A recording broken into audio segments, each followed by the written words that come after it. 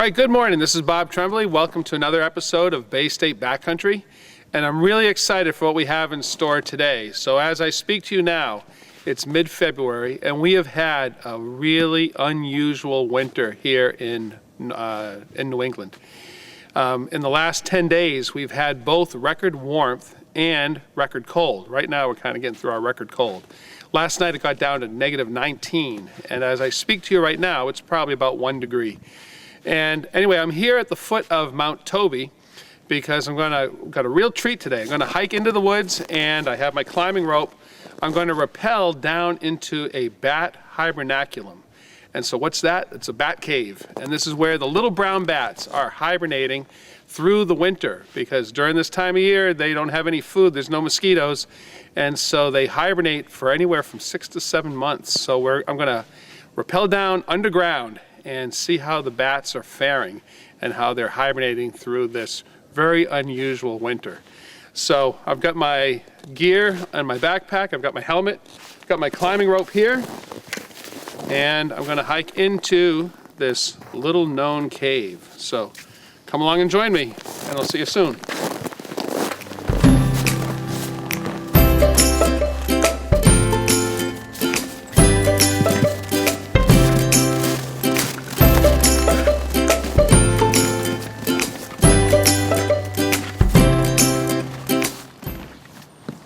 All right, so I've hiked about a mile into the woods, and I am right by the cave entrance. And what's so interesting about this cave isn't just the fact that the bats are here, but also is just the fact that this cave is here. And I just love the story that this stone tells us.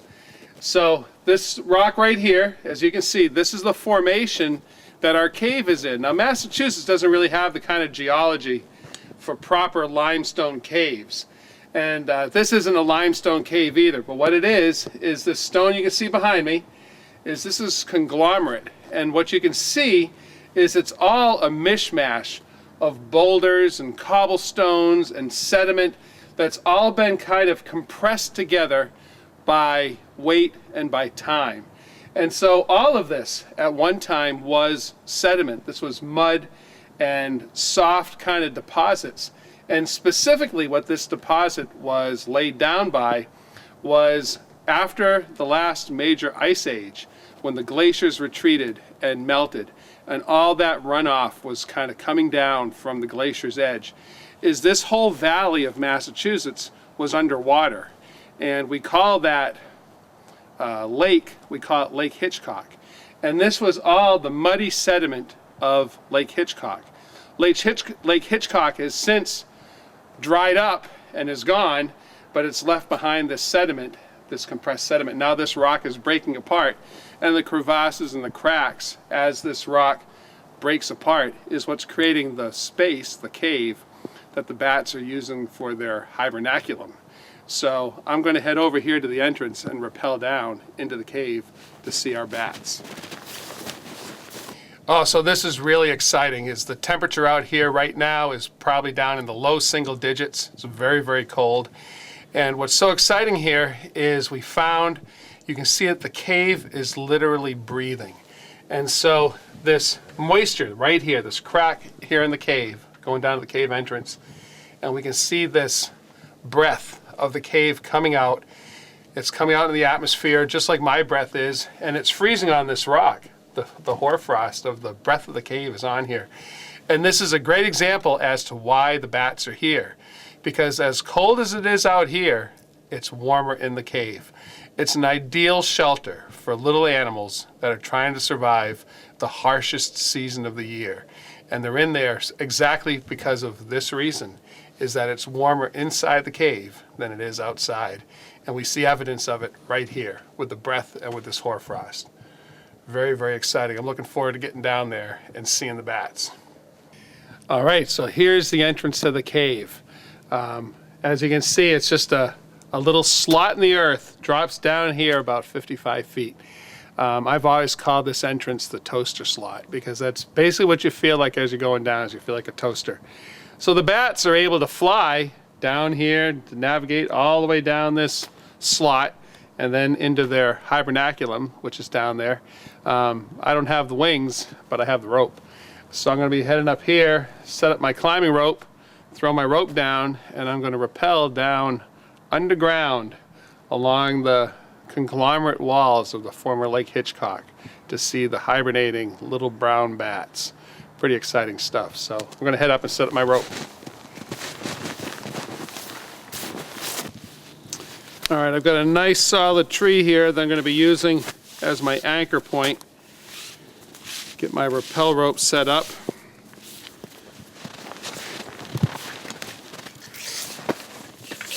Don't try this at home, but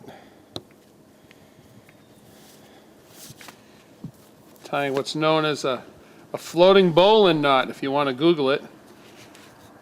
But this is gonna, there we go, attach my rope, and I'm going to be throwing it down the toaster slot. Okay, I've got my rope set, I've got my harness on, I'm just about ready for full rappel mode. First thing I'll need is my helmet. So, standard rock climbing helmet. And then what I also have, which I probably won't use until I get down inside, I have my headlamp right inside my pocket here. And now I will get up my figure 8 descender.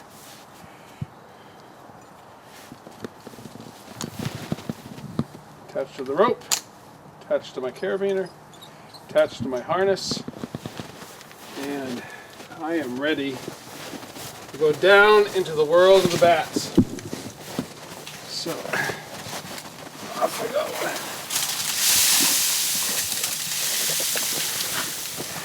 go. I can feel it's warmer already. It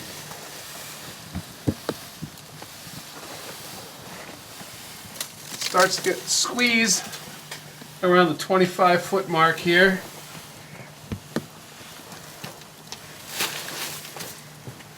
All right.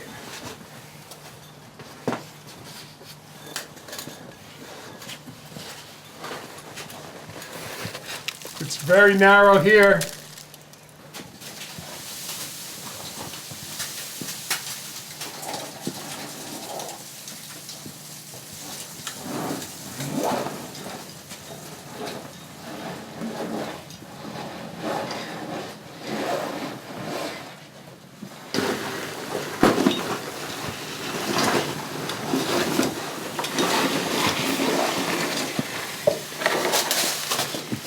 There we go. Now it's safe and sound.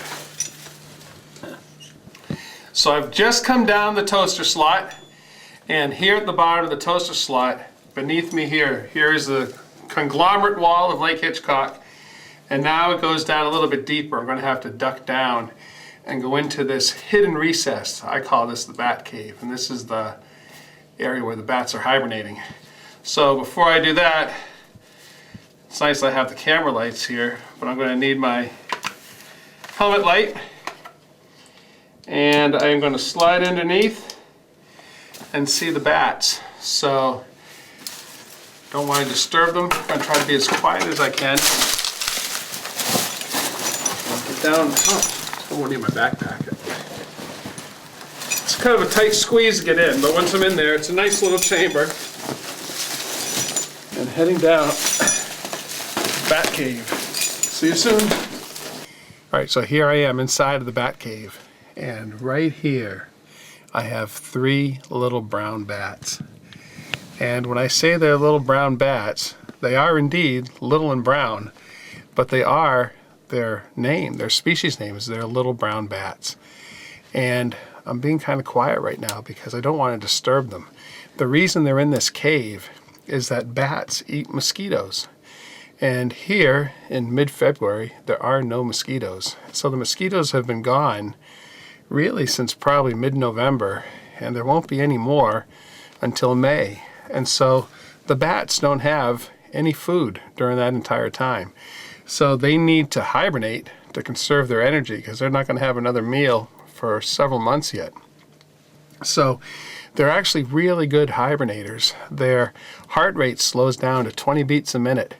And when it's cold like this, and I'm sure is the case right now, is they can actually go without breathing for 48 minutes at a time. They're doing everything they can to slow down their metabolism. I don't want to disturb them, because if I disturb them and they have to use any energy to move or to fidget or to rewarm themselves, that's energy they can't afford to lose. The three of them are sleeping together in a tight, compact ball, sharing their heat, doing everything they can to conserve all of their resources as they endure and wait out this winter. So here they are, really pretty neat. One of the things I love about these bats, a lot of people think bats are scary and are mean, but these little animals provide a really valuable eco-service for us all. A bat, a single little brown bat, can eat 1,000 mosquitoes an hour. And these bats, believe it or not, can live for 40 years. So if you think of 40 years flying around during the summer for probably 7 or 8 hours a night, eating 1,000 mosquitoes every hour, they really do us a great service of controlling the mosquito population. And especially now with West Nile virus, malaria, Triple E, the equine encephalitis virus, and now Zika. These animals are here and ready to perform that service for us at no charge. So these are really very valuable little animals. The sad thing is the little brown bat, their population has been reduced about 90% in the last several years. There's a fungus that's going around, and this fungus spreads when the bats are hibernating because they sleep so close together. And when a bat has the white nose fungus and they're huddled like this, they spread it through contact. And the white nose fungus is so called because they actually get this white fungal growth around their nose and their mouth that eventually spreads to their ears and their entire body, and they're just covered with white. And so I've been coming in this cave for several years, and it's used to be you'd come in here and in the winter, a day like this, I might see 10 or 15. I'm happy to see 3, and I'm happy to see 3 that are very healthy and have no sign of the fungus. So good news, good news. I'm glad to see that they're making it through. This is actually my 3rd time this winter coming in and checking on them. So little brown bats, very important little animals for our ecosystem. Oh, this is really exciting. I was just under closer examination looking at the bats and watching them kind of huddle and keeping each other warm. I realized there's actually 4. What I originally thought were 3 is there's actually 4 bats there. And they were all just as such a tight mass, it was just hard to distinguish. But once we kind of counted the ears and the limbs and the noses, we realized there's actually 4. So that's really good news. The more the better. These poor bats have been so decimated by this virus that every single one that's living and healthy is a good sign. So hopefully these 4 have some sort of natural resistance to the virus, and we'll be able to perpetuate that through the species, and that we'll see a good recovery, and we'll see more bats and less mosquitoes. So I'm rooting for them. Very glad to see them. Well, the news just gets better and better. Upon even closer examination, the 4 bats just became 5. So what we originally thought were 3 and then thought were 4 are now actually 5 bats. So that is really good news. Again, just the more the better. So I'm sure there are probably dozens of other bats in some of these crevasses and nooks where we just can't fit. So I'm sure my voice must just sound like a booming, booming echo to them. So I'm going to leave them to their hibernation and leave their bat cave, leave them undisturbed, and head out.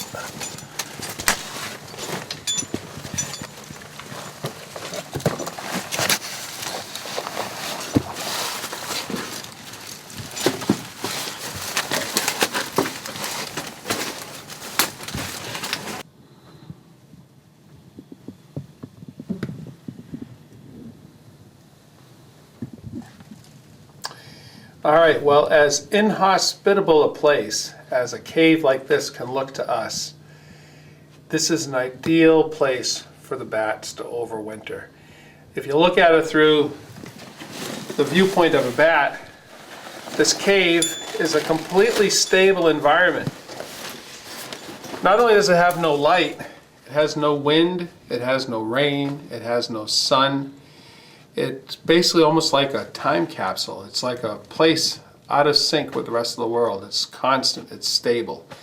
And so for the bats, it's an ideal place for them to be, where they're safe from predators, they're safe from threats, they're safe from the weather, they're basically safe from everything. Who else in their right mind would want to come down underground and spend the winter here? So for the bats, it's ideal.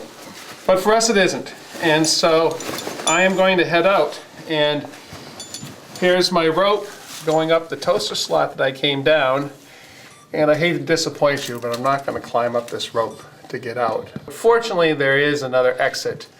This other exit allows me to walk out. The one challenge of the exit is there's one very narrow passage that kind of squeezes in the walls. And you got to kind of hold your breath and wiggle your way through. And that's what I'm going to do now. So I'm going to head out the other exit.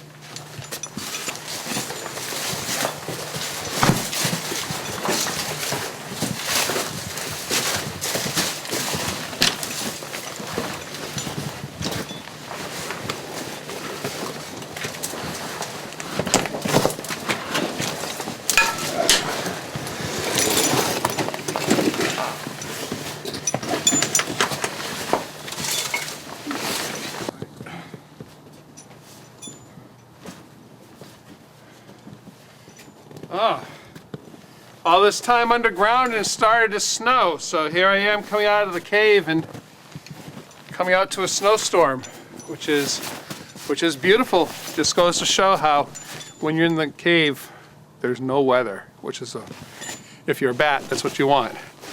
But beautiful, beautiful day. So I've got this beautiful snowstorm for my hike out of here. Just a beautiful way to kind of close a great day. And as I kind of think of the bats, I'm so excited about seeing the 5 bats in there, all healthy, all white-nosed, fungus-free, comfortable in their little hibernaculum, keeping each other warm, waiting for the spring. I just want to talk about just how important bats are. They really do a very valuable service for us. And so all the scare that people have about all the mosquito-borne diseases, if you don't want to see those things spread into the human population, really support the bats. And another little tidbit a lot of people don't know is bats are more closely related to us than they are to rats and rodents. Believe it or not, bats are more closely related to primates like us, specifically to primates like lemurs. And so we have more in common with them than sometimes I think we'd like to think. But anyway, you might notice, kind of on the side, these orange blazes on this tree right next to me is, as I hike out for my return back home, is I am on the Robert Frost Trail. So this is another one of many long distance hiking trails that we have here in Massachusetts. Previous episode of Baystate Backcountry, I talked about the Monusnock Ridge Trail. Maybe we'll do one on the Robert Frost Trail sometime. But for now, until the next episode of Baystate Backcountry, this is where I leave you. So I'll say goodbye, and remember, any excuse to be outside is a good excuse. And I'll see you later, next time.